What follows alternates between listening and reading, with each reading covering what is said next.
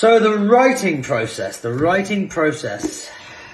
to get to Beyond the Wand was a long one, but a really enjoyable one. Honestly, this is less of me trying to put together a book of thoughts that I've had now. It's more like an accumulation of all the scribbles of pieces of paper that I've had over the years. I'm a big writer, so I've always written down stories throughout my entire life, and through going to like comic cons, Q&As and stuff, and being asked about how Quidditch works and what was Snape like in real life, those are the sorts of questions that led me to sort of continue writing down my my scribbles, really. And it was like last year or 2 years ago now, during lockdown, that I thought it would be a good time to put these scribbles together and actually try to get a timeline, a chronological timeline, which was one of the trickiest parts to do, really.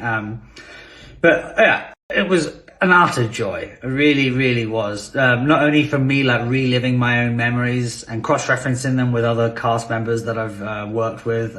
My version of events compared to Jason Isaacs, who plays my dad's, were very different, which I enjoyed.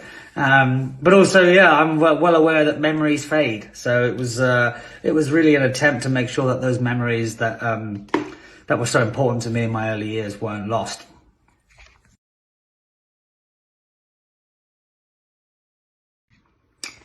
Ladies and gentlemen, boys of all ages, despite your house choice, I'm going to read you now a brief little piece from Chapter 3 of Beyond the Wand. Chapter 3, Early Auditions, or Mother Goose. It's precisely how she said it. Right, I'll speed up to it a little bit. They were auditioning us in pairs. This is for a previous job, pre-Potter. So I found myself alongside a young girl in front of 3 or 4 casting executives. The girl had huge hair and was wearing a very colourful dress. There's no script, they told us. When we say so, we want you both to mime as if you've just heard the doorbell, ding dong, and you're opening up the door and Mr. Bean is standing there. You think you can do that?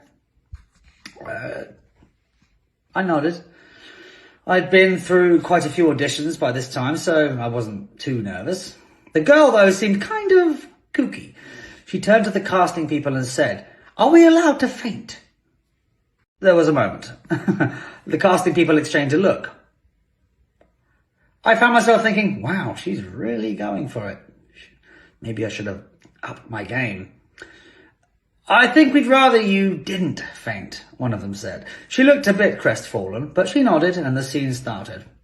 We both mimed, opening up the door, and then, before I could react at all, at the very top of her voice, the kooky girl inexplicably screamed, "Mother Goose!" And she hit the floor like a toppled tree. Silence. The casting people studiously avoided catching each other's eyes. Obviously, they couldn't laugh. I completely forgot that I was supposed to be reacting to Mr. Bean and just stared at the girl in astonishment. It was that reaction, I think, that got me the part, and I learned something from the experience. Don't go into an audition with too much pre-planned. It's never about learning lines or whether you can cry on demand. It's about what's next, not what's now. Just react to what's around you. That girl, I think, had decided long before she entered the audition room that she was going to hit the deck, and it did her no favours. Sadly for me, Rowan Atkinson pulled out of the Barclaycard campaign before shooting started, so I never did get to act with him. Mom and I had a pleasant enough jaunt around France filming the commercial, but I won't lie, it would have been a little bit more fun if we'd had Mr. Bean as a co-worker. I did get to go skiing though. Sort of. One scene had me standing in skis at the top of a nursery slope. It was the first time I'd ever been in the mountains or seen that amount of snow. I was desperate to give skiing a go. But I was told in no uncertain terms that I wasn't to move a muscle. The last thing they wanted was a young actor with his leg in traction. Insurance wouldn't cover it.